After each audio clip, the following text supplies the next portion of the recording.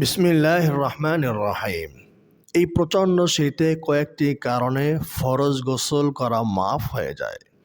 তো আজকে আমরা ভিডিওর মাধ্যমে জানব ফরজ গোসল কখন মাফ হয় এবং ফরজ গোসলের আগে কি দোয়া পড়তে হয়, আর ফরজ গোসল করার নিয়ম কি এবং ফরজ গোসল করলে সব কি, লাভ কি, ফজিলত কি। সম্মানিত দর্শক শ্রোতা, ভিডিওটি খুবই গুরুত্বপূর্ণ হতে চলেছে, তাই আশা করি আপনারা শেষ পর্যন্ত দেখবেন এবং নতুন কিছু তথ্য আপনারা জানতে পারবেন। আমি মুফতি মোহাম্মদ শফিকুল ইসলাম, খাদেম সাফিয়া খাতুন মহিলা মাদ্রাসা, উত্তর চরডাকাতিয়া, মুলাদি, বরিশাল। আমাদের মাদ্রাসার এতিম গরিব অসহায় ছাত্রীদের জন্য আপনি এক বস্তা চাল, ডাল, তেল কিংবা নগদ অর্থ যে যতটুকু পারেন দান করতে পারেন। সম্মানিত দর্শক শ্রোতা, ফরজ গোসল একটা গুরুত্বপূর্ণ ইবাদত। আমরা ফরজ গোসলকে শুধুমাত্র গোসলে মনে করি, আসলে এটা শুধুমাত্র গোসলই নয়, এটা শুধুমাত্র পবিত্রতা অর্জনই নয়, এটা একটা গুরুত্বপূর্ণ ইবাদত। যদি আপনি ফরজ গোসল না করেন তাহলে আপনার নামাজ হবে না, আপনার কোরআন তেলাওয়াত শুদ্ধ হবে না, আপনি হজ উমরা কিছুই করতে পারবেন না, এমনকি আপনি কোরআনকে স্পর্শ করতে পারবেন না। তাহলে ফরজ গোসলের কারণে কত ইবাদত আটকে থাকে, তাহলে বোঝা যাচ্ছে ফরজ গোসল খুবই গুরুত্বপূর্ণ একটি ইবাদত। যেহেতু ফরজ গোসল খুবই গুরুত্বপূর্ণ একটি ইবাদত, আর ইবাদত করলে সব হয়, সুতরাং ফরজ গোসল করলেও কিন্তু অনেক অনেক বেশি সব হবে। ফরজ গোসল যারা করবে আল্লাহ সুবহানাহু ওয়া তাআলা তাদেরকে ভালোবাসবেন। আল্লাহ সুবহানাহু ওয়া তাআলা বলেন, ইন্নাল্লাহা ইউহিব্বুত তাওয়াবিনা ওয়া ইউহিব্বুল মুতাতাহহিরিন। আল্লাহ তাআলা পবিত্রতা অর্জনকারীদেরকে ভালোবাসেন। সুবহানাল্লাহ। এই ফরজ গোসলের সম্পর্কে নবীজি সাল্লাল্লাহু আলাইহি ওয়াসাল্লাম বলেন, আত-তুহুর শাতরুল ঈমান। পবিত্রতা হচ্ছে ঈমানের একটি গুরুত্বপূর্ণ অংশ। আপনি যদি পবিত্রতা অর্জন না করেন, গোসল না করেন, তাহলে ঈমানের ঘাটতি আপনার মধ্যে থেকে গেল।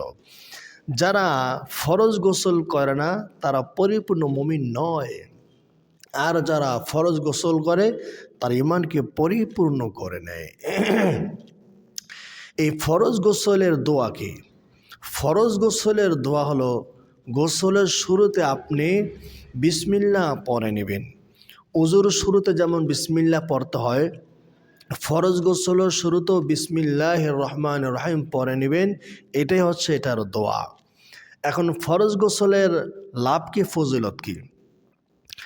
গোসলের 3টি ফরজ। 1 নম্বর ফরজ হচ্ছে কুলি করা, নাকে পানি দেওয়া, সমস্ত শরীরে পানি পৌঁছে দেওয়া। আপনি কুলি যখন করবেন, কুলির ভিতরে পানি পৌঁছায় দেবেন, গড় করে কুলি করবেন। জিহ্বার নিচে দাঁড়ের চিপায় চাপা যেন, দাঁতের চিপায় চাপা যেন পানি পৌঁছে যায়, এবং নাকের নরম স্থান পর্যন্ত পানি পৌঁছাতে হবে। মোট কথা, আপনার শরীর সব জায়গায় ধৌত করতে হবে, এমনকি মুখের ভিতরও, নাকের মধ্যবর্তী অংশেও। আশা করি আপনাদেরকে বোঝাতে পেরেছি। তো সম্পূর্ণ শরীর আপনাকে ধৌত করতে হবে। এখন যখন আপনি ফরজ গোসল করবেন, ফরজ গোসলের পানির সাথে, প্রতিটা পানির ফোঁটার সাথে সাথে আপনার গুনাহ কিন্তু মাফ হয়ে যাবে। প্রতিটা পানি ফোঁটার সাথে সাথে আপনার দেহের গুনাহগুলো ঝরে ঝরে পড়ে যাবে ইনশাআল্লাহ তাআলা বিইজনিহি। তো ফরজ গোসলের নিয়ম বললাম, আপনি আগে ডান কাঁধে 3 বার পানি দেবেন, এরপরে বাম কাঁধে 3 বার পানি দেবেন, এরপরে সর্বশেষ মাথায় পানি দেবেন। শুরুতেই মাথায় পানি দেবেন না, এটা সুন্নত নয়, এবং এতে করে আপনার স্বাস্থ্যের ক্ষতি হতে পারে, আপনার ব্রেন স্ট্রোক পর্যন্ত হতে পারে। এজন্য প্রিয় ভাই এবং বোনেরা, আপনারা গোসলের শুরুতেই, প্রারম্ভেই ডান কাঁধে 3 বার পানি, বাম কাঁধে 3 বার পানি, এরপর মাথায় পানি দেবেন। শরীর ধুয়ে ধুয়ে ডলে ডলে পানি পৌঁছাবেন, যেন একটা পশমের গোড়া পর্যন্ত শুকনা থেকে না যায়। এই ফরজের গোসলের নিয়ম বললাম, ফজিলত বললাম, এবং ফরজ গোসলের দোয়া আপনাদেরকে বলে দিলাম। এবার আসুন, ফরজ গোসল কখন মাফ হয়? অনেক ভাই বোনেরা আছেন, মা বোনেরা আছেন, শীতের দিনে ফরজ গোসল অনেক ঠান্ডা হয়, আপনার ঠান্ডা লেগে যায়, বাচ্চার ঠান্ডা লেগে যায়। এখন ফরজ গোসল কয়েকটা কারণে মাফ হয়ে যায়। এক নম্বর কারণ, ফরজ গোসল ঠান্ডা পানি দিয়ে করার কারণে যদি আপনার মারাত্মক রোগ হয়, মানে অঙ্গহানি হয়ে যায়, আপনি বিছানায় দিনের পর দিন শুয়ে পড়ে থাকেন, মারাত্মক পর্যায়ের রোগ যদি আপনার হয়, তখন ফরজ গোসল আপনার জন্য মাফ হয়ে যায়। 2 নম্বর কারণ হলো শত্রুর ভয়। এমন জায়গায় গোসল করতে গেলেন যেখানে শত্রুর ভয় হয়, মানে আপনার গোসল স্থান অনেক দূরে, গ্রামগঞ্জে যেমন থাকে, একেবারে অজপাড়া গ্রাম, গোসল করতে খালে যেতে হয়, গোসল করতে পুকুরে পাড়ে যেতে হয়, যেখানে গেলে সাপের কামড়ার সম্ভাবনা আছে, কিংবা যেখানে গেলে কোনো কিছুর আক্রমণের শিকার হওয়ার সম্ভাবনা আছে, এমন জায়গায় থাকলে আপনার জন্য গোসল বাদ হয়ে যায়। এর বিকল্প হিসেবে আপনি তায়াম্মুম করতে পারবেন। তবে এই যুগে, আধুনিক যুগে সব জায়গায় গরম পানি করার ব্যবস্থা আছে। যেহেতু গরম পানি করার ব্যবস্থা আছে, তাই আপনি পানি গরম করে ঠান্ডা পানির সাথে মিক্স করে সে পানি দিয়ে গোসল করবেন। আর যদি পানি গরম করতে আপনার লজ্জা লাগে, আরে ভাই আপনি তো বিবাহ করেছেনই স্ত্রীর সাথে ঘুমানোর জন্য, এটা লজ্জার ব্যাপার কি? এটা তো সবাই জানবেই।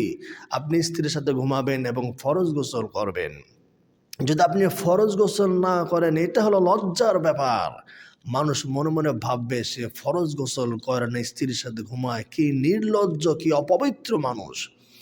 এজন্য ফরজ গোসল করবেন, ফরজ গোসল বাদ দিবেন না। তো এই ছিল আজকের ভিডিও। যদি আপনার কাছে ভিডিওটি ভালো লাগলে তাহলে অবশ্যই সাবস্ক্রাইব করবেন, লাইক করবেন এবং কমেন্ট করে আপনার মতামত জানাবেন। আপনার যদি কোনো কিছু জানার থাকে কমেন্ট বক্সে জানান এবং ফোন করো আমাকে জিজ্ঞাসা করতে পারেন। আল্লাহ সুবহানাহু ওয়া তাআলা আমাদের ভালো রাখুন, সুস্থ রাখুন। ওয়াসসালামু আলাইকুম ওয়া রাহমাতুল্লাহি ওয়া বারাকাতুহু।